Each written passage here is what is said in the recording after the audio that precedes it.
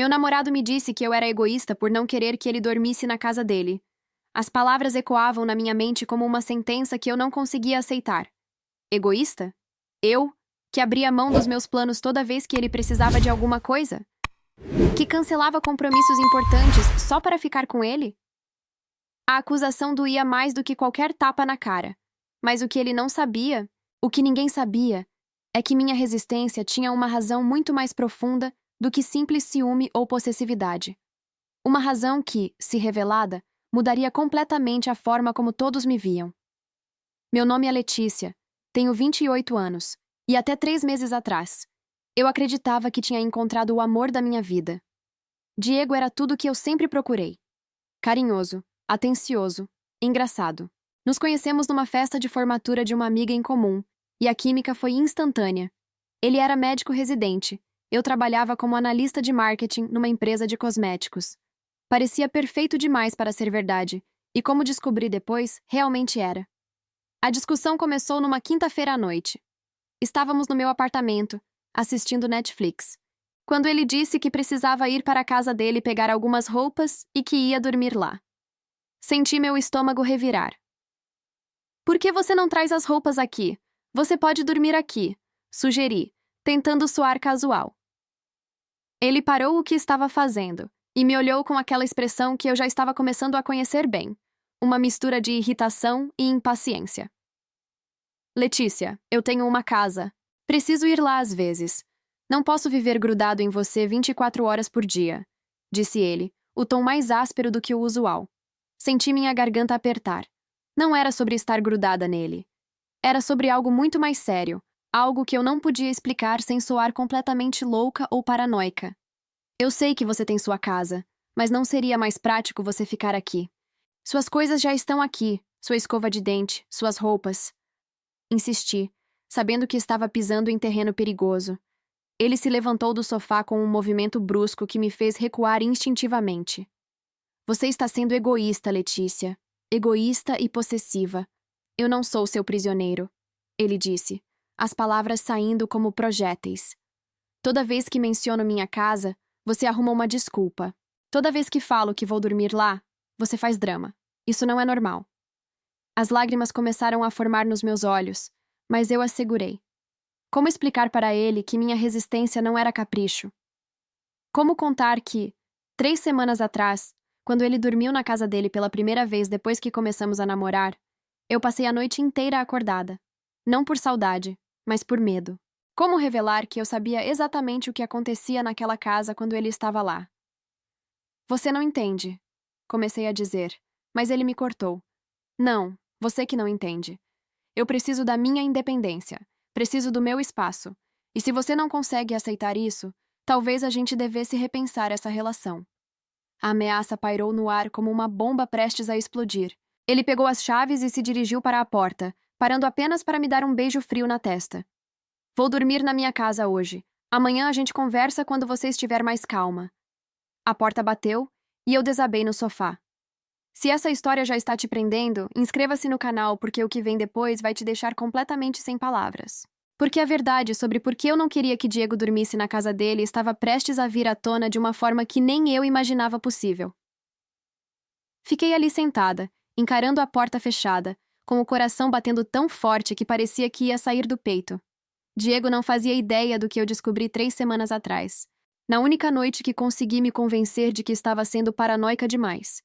Na noite em que decidi passar em frente à casa dele, só para ter certeza de que estava tudo bem. A casa de Diego ficava numa rua tranquila nos Jardins, em São Paulo. Um sobrado elegante que ele dividia com 2 colegas da faculdade de medicina. Pelo menos era isso que ele me contava. Quando cheguei lá naquela noite fatídica, às 11h30, esperando ver as luzes apagadas e o carro dele estacionado na garagem, o que eu vi me fez questionar tudo o que eu acreditava saber sobre o homem por quem estava me apaixonando. Havia música alta vindo de dentro da casa. Não era uma festa comum. Era algo mais íntimo, mais reservado. Vi pelo menos 5 carros de luxo estacionados na rua, todos com placas que eu não reconhecia.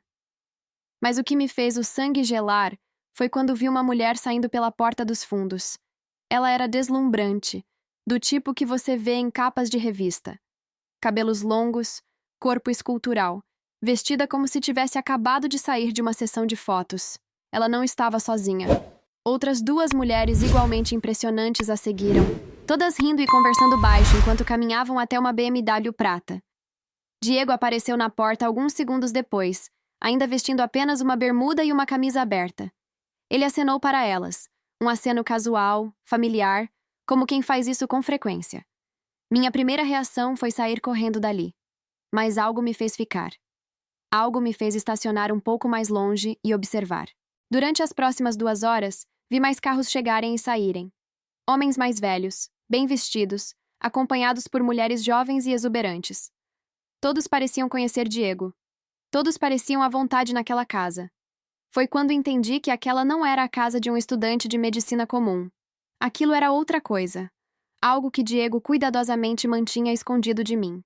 E quando comecei a juntar as peças, os presentes caros que ele me dava com a desculpa de economia que fiz este mês, as ligações que ele atendia e saía de perto para conversar, os fins de semana que ele dizia estar estudando mas nunca tinha livros por perto, tudo começou a fazer um sentido terrível. Na manhã seguinte, quando ele apareceu no meu apartamento com flores e um sorriso perfeito, contando como tinha dormido bem e estudado a madrugada toda, eu fingi que acreditava. Mas por dentro, uma parte de mim havia morrido. Como confrontá-lo sem admitir que eu havia o espionado? Como perguntar sobre as mulheres sem parecer a namorada ciumenta e descontrolada? Então comecei a criar desculpas para que ele não dormisse lá. Inventava dores de cabeça, emergências familiares, qualquer coisa para mantê-lo longe daquela casa nas noites em que suspeitava que acontecia. Seja lá o que fosse que acontecia lá. E toda vez que ele insistia, meu coração disparava de pânico. Agora, sentada sozinha no meu apartamento, percebi que tinha chegado ao limite. Não podia continuar fingindo. Não podia continuar inventando desculpas. Diego estava começando a suspeitar que havia algo errado, e sua paciência estava se esgotando. Peguei meu celular com as mãos tremendo. Tinha que descobrir a verdade, de uma vez por todas. Tinha que entender o que realmente acontecia naquela casa. E tinha que decidir se ainda havia alguma coisa no nosso relacionamento que valia a pena salvar. Você já passou por algo parecido com o que eu passei. Conta nos comentários o que você faria se estivesse no meu lugar. Passei a noite inteira sem dormir, olhando para o celular e imaginando o que Diego estava fazendo naquele exato momento. Às 6 da manhã, quando o cansaço finalmente venceu, adormeci no sofá e acordei com o barulho do meu telefone tocando. Era ele. Oi, amor. Dormiu bem? A voz dele soava normal, casual, como se nossa discussão da noite anterior não tivesse acontecido. Como se ele não tivesse me chamado de egoísta e ameaçado terminar nosso relacionamento. Dormi. Menti, a voz rouca de tanto chorar. E você? Dormi ótimo. Olha, estava pensando. Que tal almoçarmos juntos hoje? Podemos conversar sobre ontem à noite. Acho que exagerei um pouco. Algo na forma como ele disse isso me incomodou. Era casual demais, controlado demais, como se ele tivesse ensaiado. Claro, respondi, tentando soar normal. Onde? Aquele restaurante italiano que você gosta, no shopping Iguatemi. 1 da tarde? Concordei e desliguei, mas uma sensação estranha tomou conta de mim. Diego nunca tinha se desculpado tão rapidamente antes. Geralmente, quando brigávamos, ele ficava dias no gelo até eu fazer o primeiro movimento para uma reconciliação. Por que desta vez era diferente? Cheguei ao restaurante 15 minutos antes do horário marcado, nervosa e com 1000 perguntas na cabeça. Diego já estava lá, sentado numa mesa reservada, vestindo uma camisa social cara que eu nunca tinha visto antes. Ele se levantou para me cumprimentar com um beijo, mas algo no seu comportamento estava diferente. Mais tenso, mais calculista. Você está linda, disse ele puxando a cadeira para mim, mas seus olhos não refletiam o carinho de sempre. Havia algo frio, quase analítico, na forma como me observava. O almoço começou com ele se desculpando pela discussão da noite anterior, reconhecendo que tinha sido um pouco duro comigo.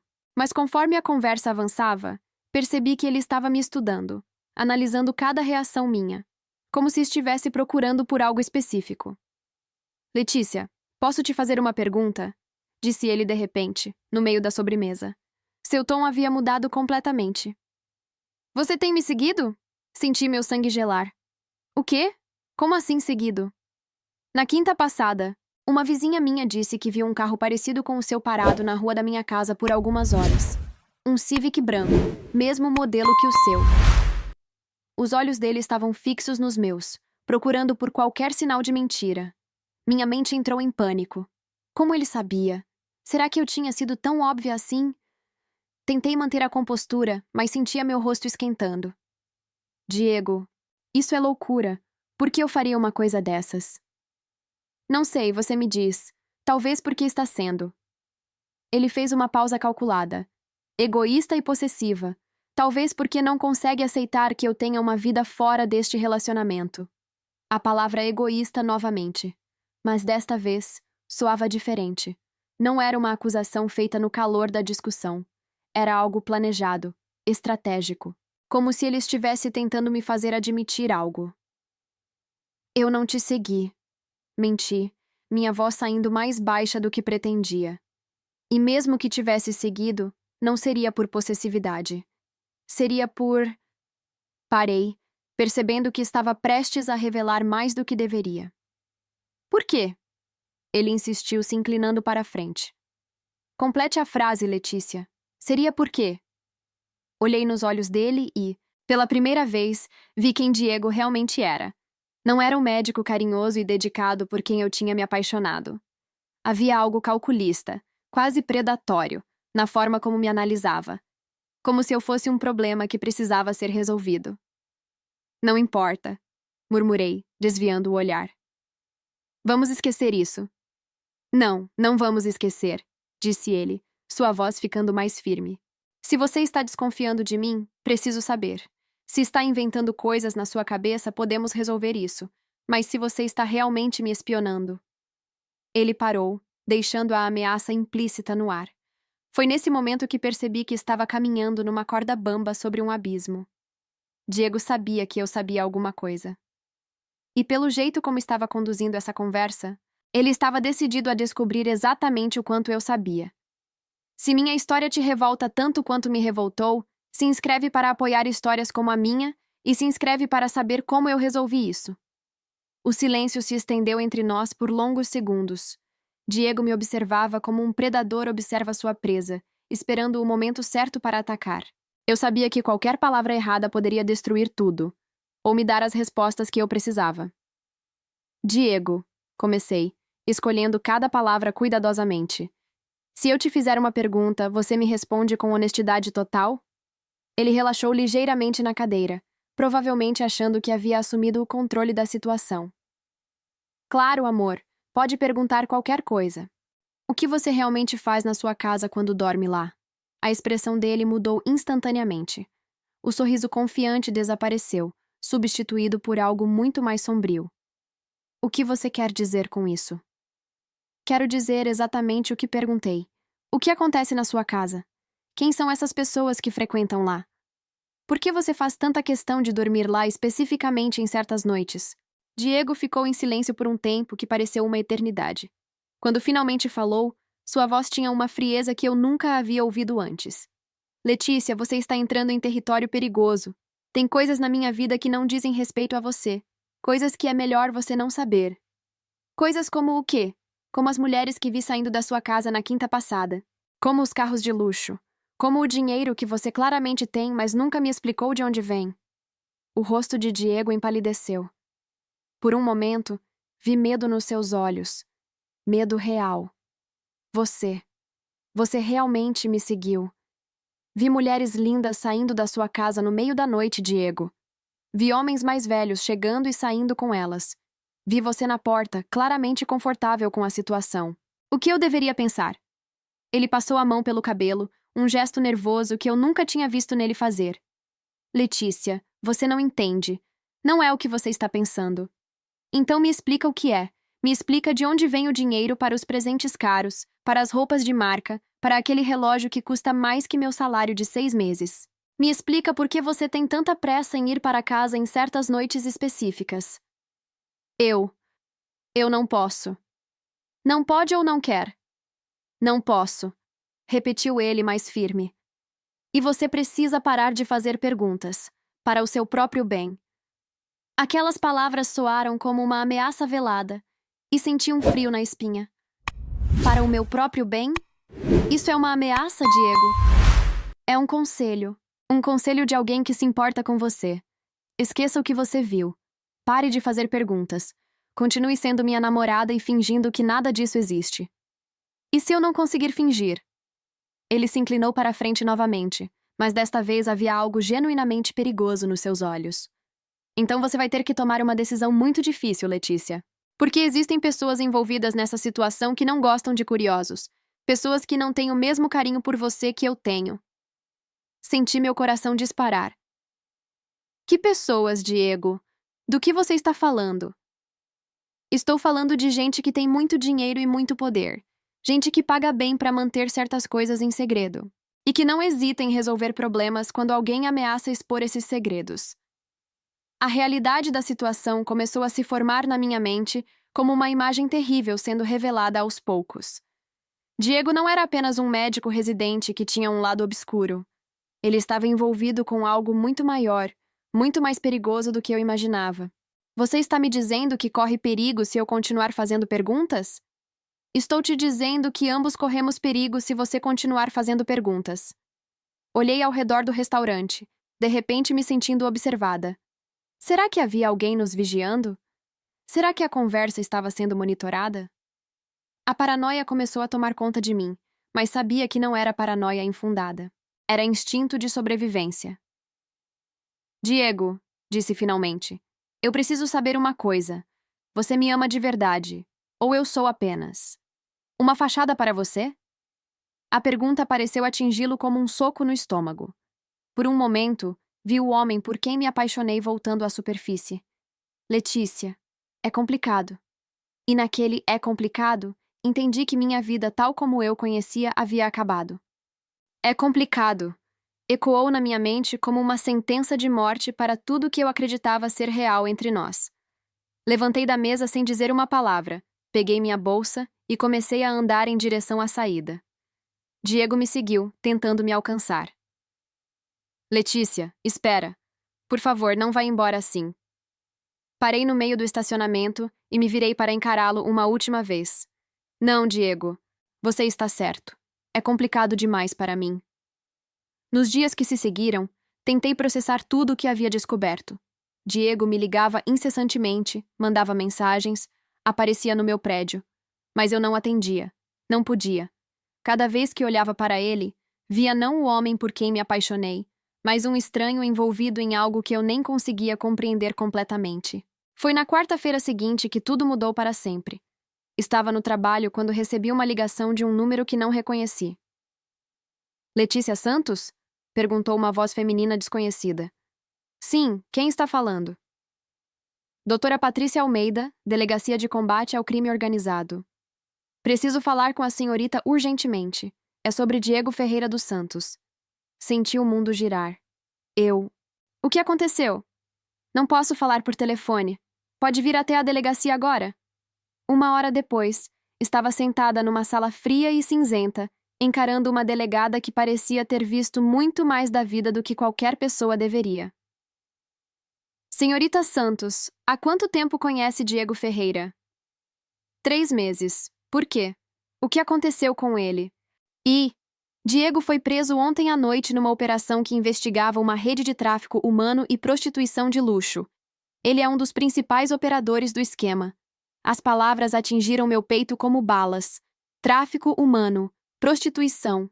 As mulheres que eu tinha visto saindo da casa dele. Meu Deus. Nós sabemos que vocês namoravam. Sabemos que você descobriu alguma coisa. Ele nos contou durante o interrogatório. Ele contou o quê?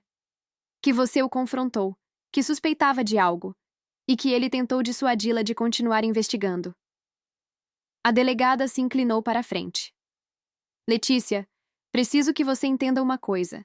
Se você não tivesse parado de fazer perguntas, se tivesse continuado procurando respostas, você provavelmente estaria morta agora. Senti náusea. Morta. Essa organização não deixa pontas soltas. Eles eliminam qualquer um que represente uma ameaça. O único motivo pelo qual você ainda está viva é porque Diego conseguiu convencê-los de que você não sabia de nada importante, que era apenas uma namorada ciumenta. As lágrimas começaram a escorrer pelo meu rosto. Eu quase. Você quase se meteu numa situação da qual não teria saído viva, completou a delegada. Diego pode ter salvado sua vida ao admitir que vocês estavam namorando e ao minimizar o quanto você sabia. Mas por que ele faria isso, se eu era só uma fachada? Porque talvez você não fosse só uma fachada para ele. Talvez, no meio de toda essa sujeira, você tenha sido a única coisa real na vida dele. Passei as próximas semanas prestando depoimento, contando tudo o que sabia, ajudando na investigação. Descobri que Diego havia sido recrutado ainda na faculdade, quando estava desesperado por dinheiro para pagar os estudos. O que começou como trabalhos simples, apenas emprestar a casa para encontros discretos, evoluiu para algo muito mais sinistro. A rede movimentava milhões de reais, traficando mulheres jovens da América Latina para atender homens ricos em São Paulo. Diego coordenava os encontros, cuidava da logística, garantia que tudo funcionasse sem problemas. E durante nosso relacionamento, ele tentou desesperadamente manter duas vidas separadas. No último dia de depoimentos, a delegada me disse algo que nunca vou esquecer. Letícia, sua intuição salvou sua vida. Aquela sensação de que algo estava errado, aquela recusa em aceitar as mentiras dele. Isso foi seu instinto de sobrevivência falando. Hoje, 6 meses depois, ainda acordo algumas noites pensando no que poderia ter acontecido se eu não tivesse sido egoísta.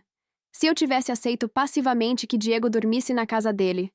Se eu não tivesse questionado, investigado, insistido em saber a verdade.